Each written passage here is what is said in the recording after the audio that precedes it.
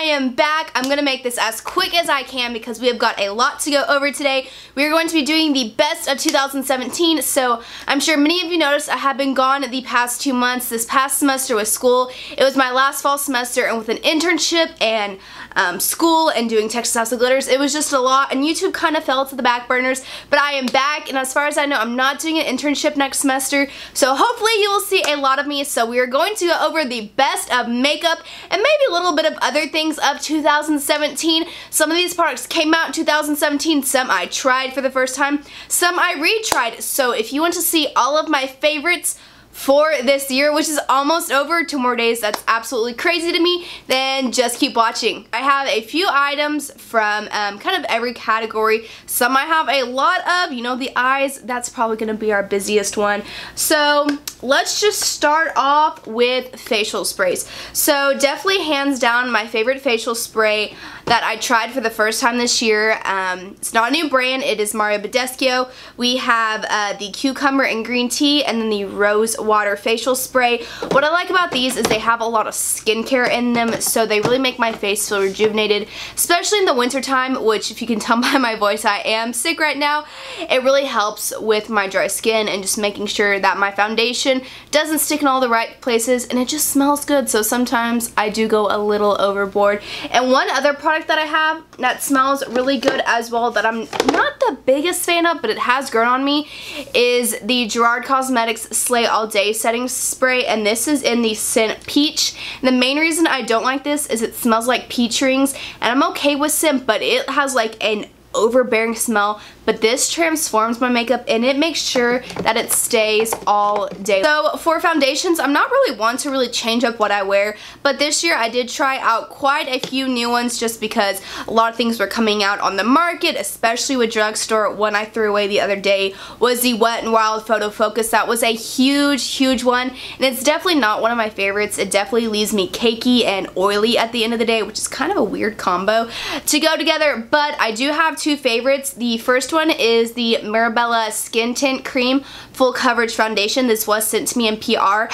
I found Mirabella through Instagram probably about a year ago, and I had played around with their products, and this foundation is absolutely gorgeous. You do not have to use a lot of it. 2 pumps covers your whole entire face, and with somebody like me who has a lot of trouble areas, that is definitely a foundation that I need. I use it almost every single day, and I'm definitely getting to the bottom of it, but it's not empty. We've got a ways to go. And then for all my drugstore girls out there, my roommate told me about this, and I was kind of iffy at first, but it is absolutely amazing. This stays on better than my Marc Jacobs $65 foundation.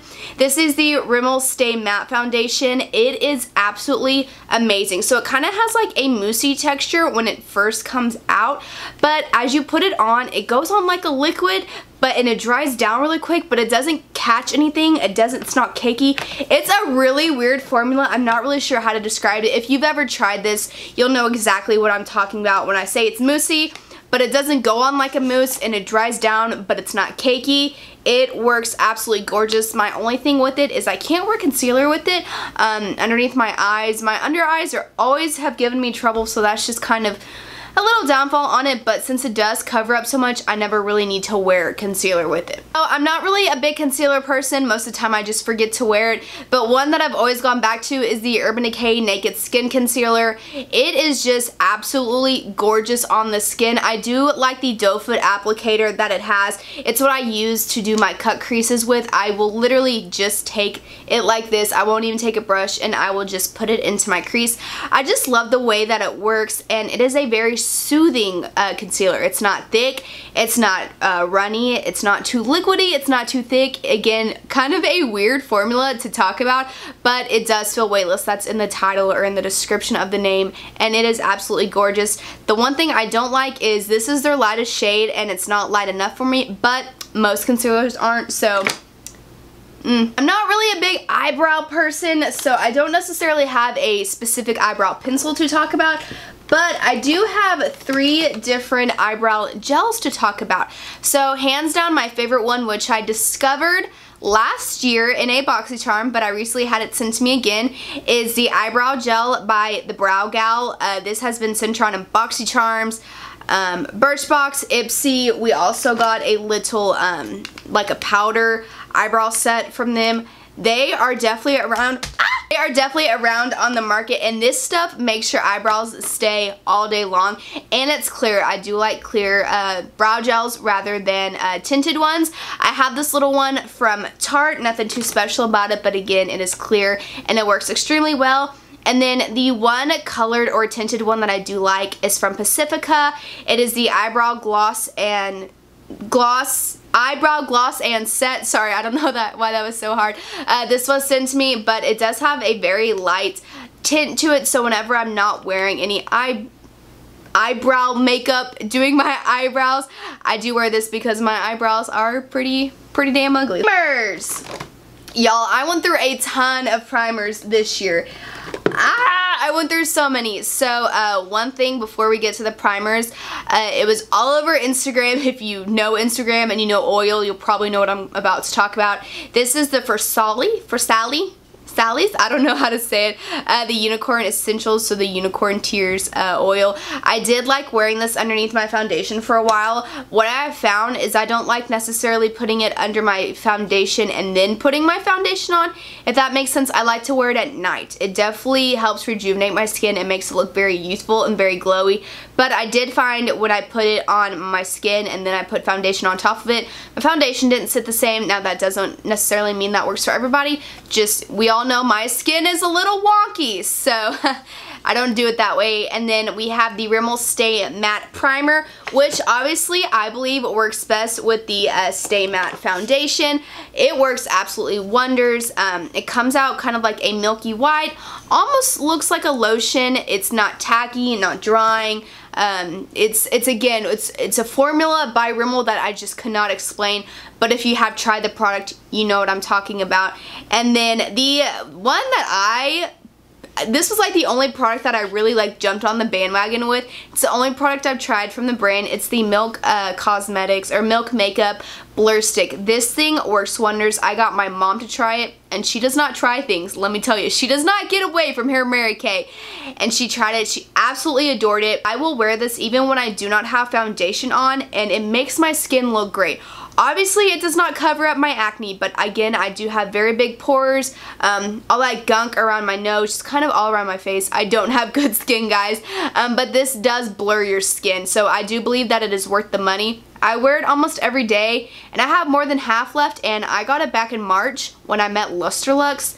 I've had this for a while. Moving on to mascara. So this past summer I did get eyelash extensions, loved them, didn't love the money that it cost to do them, so I started doing Rodan & Fields, which this isn't sponsored by them or anything. It is a skincare brand, and they sell a really expensive eyelash serum. I believe it's $150, but it makes my eyelashes look like I'm constantly wearing false lashes or have eyelash extensions.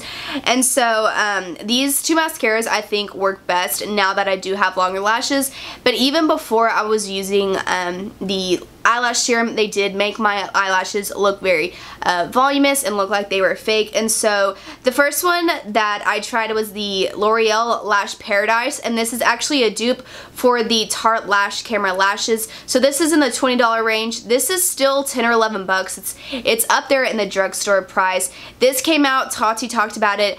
Everybody raves over it. This is hands down the best mascara at the drugstore, and this is the best mascara, that best high-end mascara, I guess you could say. These are absolutely amazing. I do not spend a lot of money on mascara. I do not really think that a high-end brand is better than a drugstore brand, which I've never tried Dior or anything like that, but I will spend the $20 or $22 that Tarte does charge for this. So didn't really have anything big with eyeliner. I kind of didn't really do a lot of eyeliner this year. I kind of steered away from doing the wings, which is kind of odd for me at first, but I really just stuck with the normal that I always wore. I have a ton, and when I say a ton, I mean a ton of contour kits, so we definitely do not have time to go over them.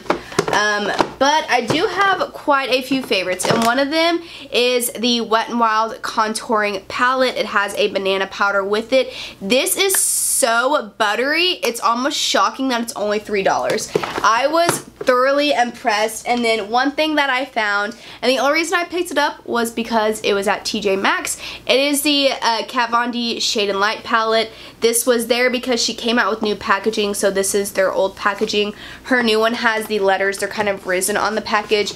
It's definitely one that you have to have a very light hand with. It gets very heavy very quick, but I do like to wear it whenever I'm going all out for the evening. We do not have nearly enough time to talk about all the highlighters that I tried this year, but we're going to talk about just a few as I pick up 5 of them. One is the Hourglass Ambient highlighter. This is the Iridescent Strobe Light. This is a very dull highlight, and I know that kind of sounds odd, but it's really meant for setting your under eyes, which is kind of odd to me, but I don't question what brands do. But it does look very beautiful on the skin. Another one is by Catherine Cosmetics. Mine is broken right now, so I won't really show you, and this is full size. I recently found Catherine Cosmetics again this year. Tried a lip gloss, a foundation, an eyeshadow palette, and that is a bright, I'm wearing it today, it is a bright highlighter. You can see people from space. Another one which I also broke is by Tarte. It is their Exposed Highlight. This was sent to me. Yeah, it's getting everywhere, so I'm not going to show you. But I believe that is the only highlighter that they have. It has a lot of glitter in it, so if you're not a glitter person, I do not suggest it. But that is also a very dull highlight. You do have to pack on a lot of it, but since it has that glitter in it, it can give you quite a bit of shine if you are willing to pack it on. And this has been around on the market for years. This is the Mary Luminizer by The Balm. Their highlighter, I don't know if y'all know this, but Kohl's actually sells The Balm Cosmetics in their store. That's where I found it. Absolutely love that. And then this was sent in BoxyCharm. It is the Artist Couture Diamond Glow Powder and Illuminati. Absolutely love this stuff. I can only wear this if I'm trying to outshine people, literally, because this stuff is so intensely bright that I can't wear it to work. You know, I worked with, you know, older folk. I didn't work with people my age, so they would have literally been like, are you sweating? Like, what's going on your face? So of course, translucent powder, the only two I use, Coty Airspun and the Laura Mercier. Use it every single day. All the bronzers that I tried this year, like the Hoola bronzer, Physicians Formula, I've been using those for years. I did try out the NARS Laguda bronzer. Love it. I don't wear it every day. I don't think I can really wear it in the winter. I am pale. It is a very warm bronzer. And then I also did try out the Makeup Geek bronzer. Again, it's very warm, so I can't wear it right now, but a little bit goes a long, long way with this stuff. Okay, I think we're ready. I think I've kind of tackled my top drawer. I think we're gonna move on to the eyeshadows. So I just have to get it out of the way first, so I won't talk about the whole time. Obviously, the stunner of 2017 is the Jaclyn Hill Morphe palette, and my 2018 resolution is to not buy any eyeshadow palettes because I have over 60 right now. I have over 60 eyeshadow palettes, and having subscription boxes definitely doesn't help that addiction, so that doesn't really count because, you know, you don't know what's coming in boxes. But I know she's going to come out with her makeup line this year, and I won't be able to buy it, but my mom said, if it's good enough, it'll be there at the end of the year, and she's so right, but I want it when it comes out. I want it then. That is definitely my favorite palette. It's the only palette that I will travel with. It is big, and you know, won't fit in your makeup bag unless you have a very large makeup bag, but just the way that all the colors blend is absolutely phenomenal. Okay, so I guess I'll kind of try to break it up the best I can. My 2 favorite shimmer palettes, so anytime I need a shimmer or I am traveling and I don't really know how to explain it. The only palettes that I use that don't have mattes. Okay, so this one is by Catherine Cosmetics. This is their wardrobe palette. They have 3 different shades, and this one is by BoxyCharm and Blink. It's the Electric Ice palette. This obviously came in a BoxyCharm. So I like to travel with these. If I'm trying to travel light, I will bring bronzer as a transition shade, so I'll use Hoola or Physicians Formula, and then I'll bring those so I can kind of create any eye look with a lot of shine. I first originally purchased the Anastasia Modern Renaissance. I purchased it offline. Long story short, it was fake. So I got the actual real Anastasia Beverly Hills Modern Renaissance palette this year. I used to use this like crazy. We all know that this little corner over here, you could just give me those shades and I'd be sold. So that is hands down definitely one of my favorites. Another favorite is the Huda Beauty Desert Dust palette. Absolutely gorgeous. I still love the rose gold one. Use it all the time. Again, it has a lot of those reds and oranges that I adore. Had a lot more. I think it's the fact that I got so many eyeshadow palettes this year, but I always go back to the same ones. I never really branch out, which isn't good considering how much I have. One thing that I did buy myself for my birthday, I waited. I bought a Vault from Tarte and it had the Tarteist Pro palette in it. Absolutely love this, and the main reason I wanted it was for this blue holographic shade and this red transition shade right here. Probably my favorite costume makeup, I guess you could say, palette that I bought. I did buy it for the NYX Face Awards, which, should I do that again this year? I don't know. I haven't really put any thought into it, and I believe submissions are due in March or April, so I kind of need to come up with an idea if I'm gonna do it. But this is the NYX Ultimate Brights palette. I do use this on a weekly basis as well. Y'all know me. I'm all about the bright colors.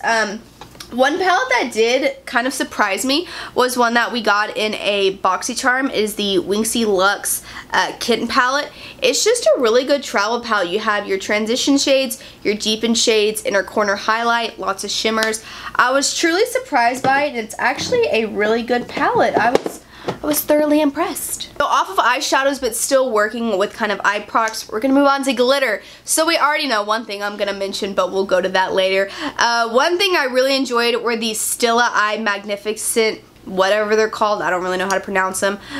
So like their eyeshadow glitter things, absolutely stunning. They dry extremely quickly, so you do have to work quick with them.